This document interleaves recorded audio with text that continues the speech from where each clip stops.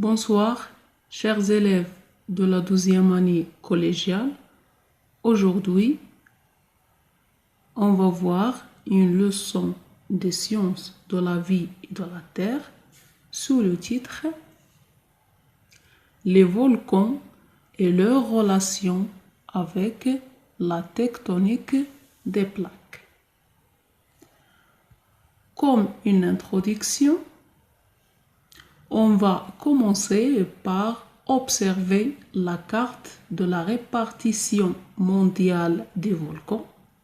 Comme vous voyez, les volcans se placent ou bien se répartissent dans les limites des plaques lithosphériques, c'est-à-dire au niveau des dorsales médio-océaniques, où il y a l'éloignement entre les plaques, et au niveau des zones de la subduction, où il y a le rapprochement entre les plaques. Alors, on va poser les questions suivantes. La première question, c'est quoi un volcan? C'est-à-dire la définition d'un volcan. Et quels sont ses composants?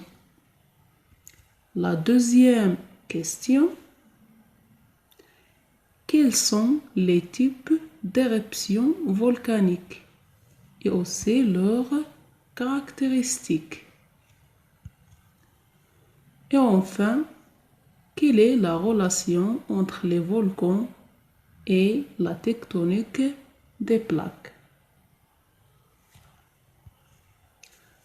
On va déterminer maintenant les éléments principaux d'un volcan. Comme vous voyez sur le schéma, le premier élément, c'est la chambre magmatique ou réservoir magmatique. Pour la chambre magmatique, c'est l'endroit où le magma est emmagasiné avant sa remontée à la surface. Pour le deuxième élément, c'est la cheminée. C'est quoi la cheminée? Comme vous voyez, c'est le canal par lequel le magma remonte à la surface. Le troisième élément, c'est le cône volcanique. C'est la partie extérieure d'un appareil volcanique. Et enfin, on a le cratère. C'est l'ouverture d'un volcan. En général, un volcan, c'est un relief généralement conique par lequel s'échappent des éléments expulsés par des cassures vers la surface de la Terre. Alors, au cours d'une éruption volcanique, comme vous voyez dans cette image, on a une émission des matériaux divers. Par exemple, on a des éléments ou des éléments à l'état solide, comme les blocs et le cendre volcanique. On a aussi des éléments à l'état gazeux, comme la vapeur d'eau, le dioxyde de carbone, l'azote, etc. Et aussi, on a des éléments à l'état liquide. C'est la lave. Alors, La question qu'on va poser maintenant, c'est quelle est la différence entre le magma et la lave? Alors, pour le magma, c'est un mélange de matière liquide, solide et gazeux en fusion. Et pour l'origine de ce magma, c'est la fusion partielle de la lithosphère sous l'effet de certaines conditions de pression et de la température. Après sa formation, le magma est emmagasiné dans la chambre magmatique, comme vous voyez dans ce schéma, puis il se remonte à la surface à travers la cheminée. Quand le magma arrive à la surface, il perd des gaz et se transforme en lave. En général, la lave, c'est le magma sans des gaz.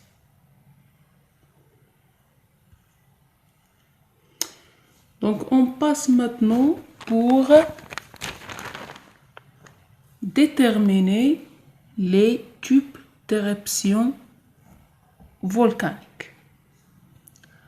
Alors, dans la nature, il existe deux grands types d'éruptions volcaniques, dépendant du type de magma émis.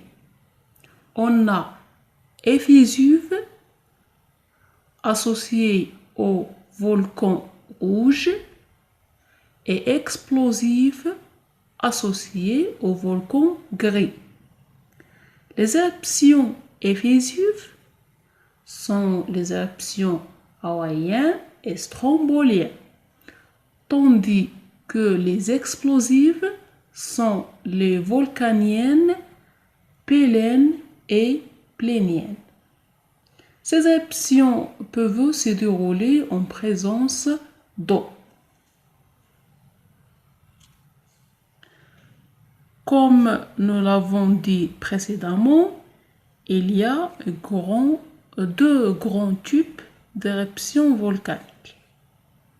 Éruption volcanique effusive, comme vous voyez dans la photo à gauche.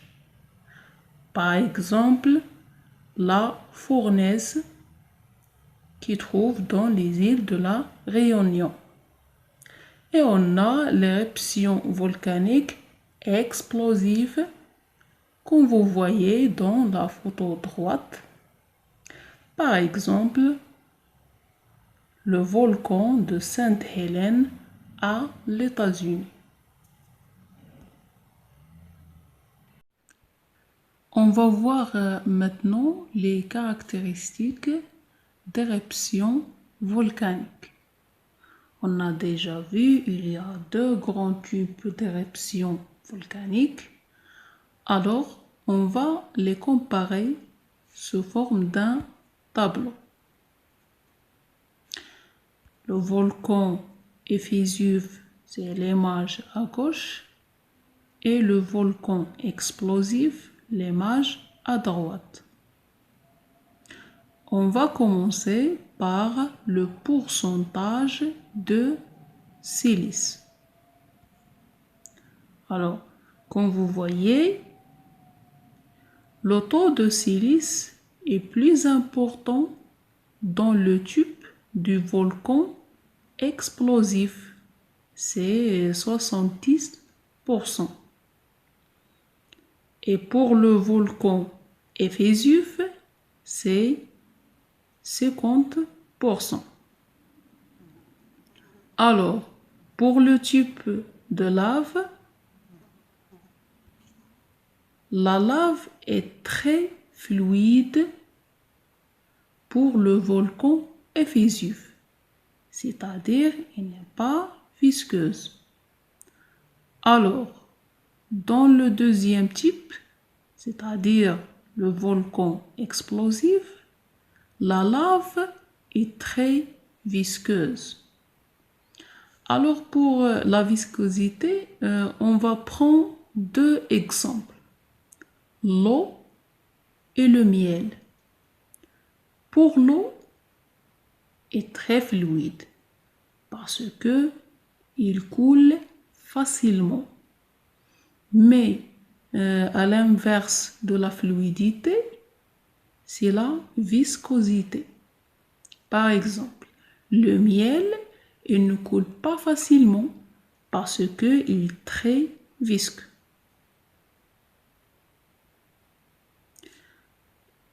On va passer à la troisième caractéristique, c'est la longueur des coulées de lave. Alors, la longueur des coulées de lave dans le volcan Vésuve est très longue. Et pour le deuxième type, le volcan explosif,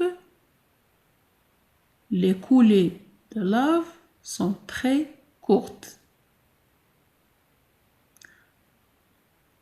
Donc, pour la quantité des gaz dissoutes dans le magma et la vapeur d'eau, pour le volcan Vésuve, il y a une faible teneur en gaz et la vapeur d'eau. C'est pour cela la lave est très fluide. Et pour le deuxième type, le volcan explosif, on a une grande quantité de gaz et de vapeur d'eau. Alors, pour l'auteur des colonnes de cendres est très basse ou absence dans le volcan Vésuve est très élevée pour le volcan explosif parce qu'il y a plus de gaz et de vapeur d'eau. On passe à le dernier critère, c'est l'explosivité.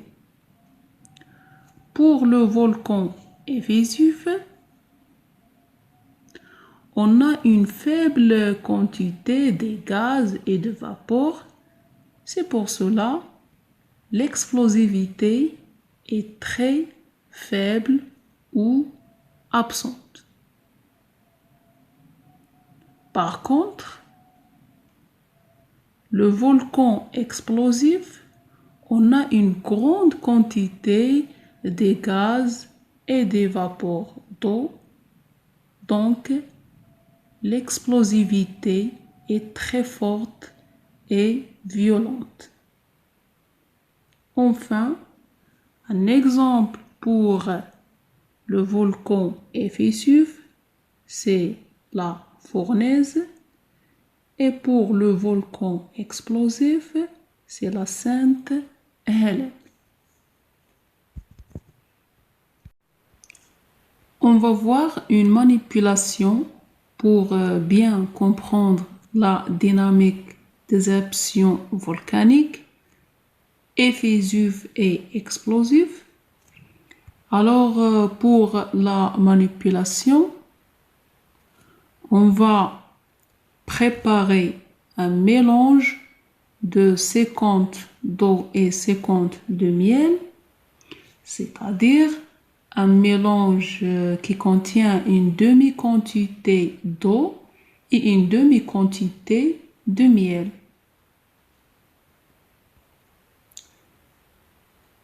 Nous avons besoin aussi de tubes en forme de U, tube A et tube B.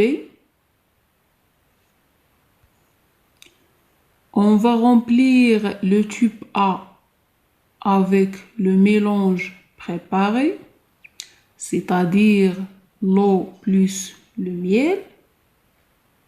Et pour le tube B, seulement avec du miel pur. Puis, envoyer de l'air dans chaque tube A et B en utilisant un tube en caoutchouc.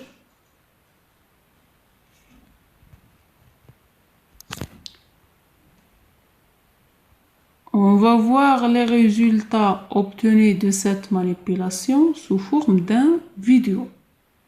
Alors pour le magma fluide, le module que nous avons pris dans cette manipulation, c'est le miel plus d'eau, c'est dans le tube A. Alors on peut remplacer l'air par un doliprane pour produire des gaz. Alors on remarque le montée du mélange sous l'effet de la pression des gaz. Et aussi, comme vous voyez, un écoulement facile du mélange.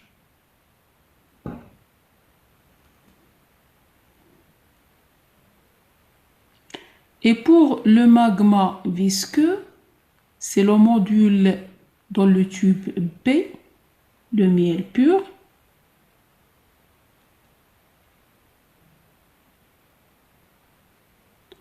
On remarque un écoulement difficile du miel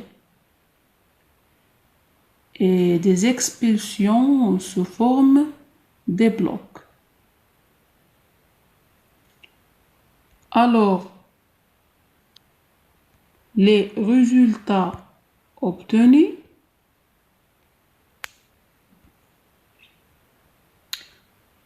dans le tube A, on a une éruption moins violente.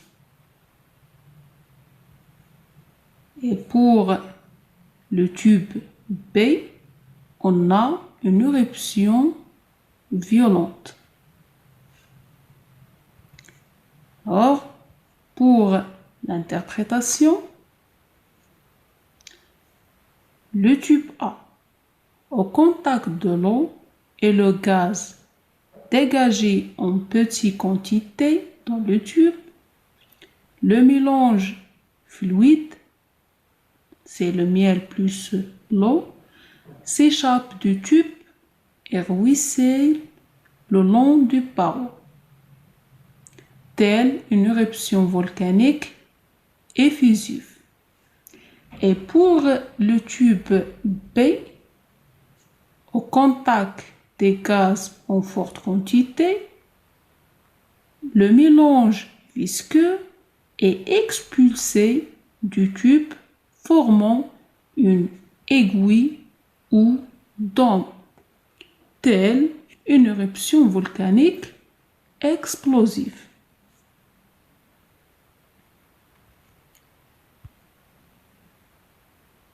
On déduit qu'il y a une relation entre l'éruption volcanique et la teneur des gaz et la vapeur d'eau. Alors, plus la teneur de ces deux éléments est importante dans le magma, le volcan est de type explosif. Et plus cette teneur n'est pas importante, le volcan est de type effusif. Alors, on résume. Quand un volcan est en activité, il émet des produits liquides, c'est la lave à haute température, des produits gazeux et des produits solides. Ces produits proviennent d'un magma qui se trouve en profondeur se transformant à la surface en lave. Alors, un volcan peut être soit de type explosif, qui est riche en vapeur d'eau, de gaz et silicate, avec une lave très visqueuse, ou de type effusif, qui est pauvre en gaz et vapeur d'eau, et aussi pauvre de silicate, mais avec une lave très fluide. On passe maintenant à une autre partie du cours, c'est la relation des volcans avec la tectonique des plaques. Comme on a vu, les volcans se répartissent dans les limites des plaques lithosphériques, c'est-à-dire au niveau des dorsales médio-océaniques, c'est la zone de la divergence. Et aussi on trouve les volcans au niveau des zones de la subduction, c'est la zone de la convergence. On va commencer par les volcans au niveau des dorsales médio-océaniques, c'est-à-dire au niveau des zones de divergence. Donc, le type d'éruption volcanique dominant au niveau des dorsales médio-océaniques, c'est de type effusif. Et pour les caractéristiques du volcanisme caractérisant les zones de la divergence, comme vous voyez, il y a l'absence du cône volcanique, la lave est très fluide et aussi le taux du gaz et le silice est très faible. Et pour l'origine du magma au niveau des zones de divergence, c'est la fusion partielle du manteau.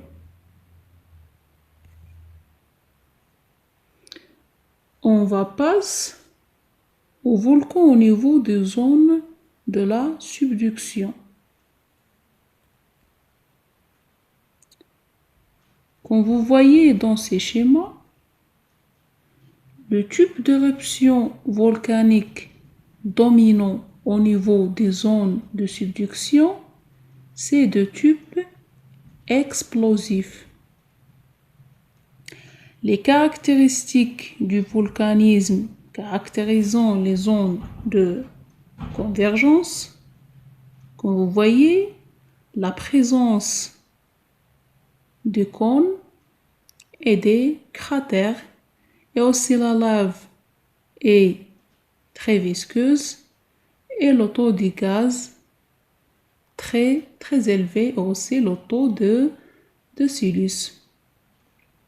Et pour le magma, il provient de la fusion partielle du manteau de la plaque chevauchante. En résume,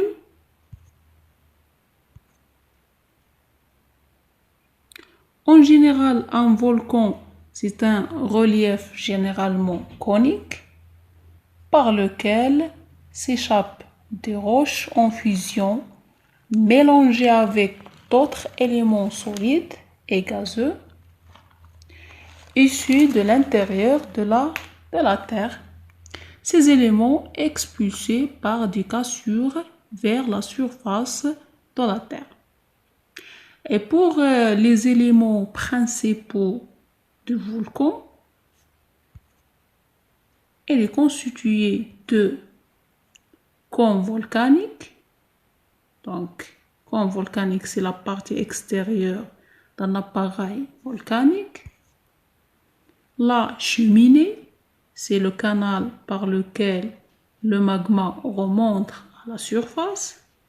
Et on a la chambre magmatique ou réservoir magmatique. C'est l'endroit où le magma est emmagasiné avant de se remonter à la surface. Enfin, on a le cratère. C'est l'ouverture d'un volcan. Et pour la répartition mondiale du volcan, on a déjà vu le volcan se répartit au niveau des limites des plaques lithosphériques. On trouve les zones de subduction qui sont caractérisées par des volcans de type explosif. Et on a les zones d'expansion sont caractérisées par les volcans de type effusif.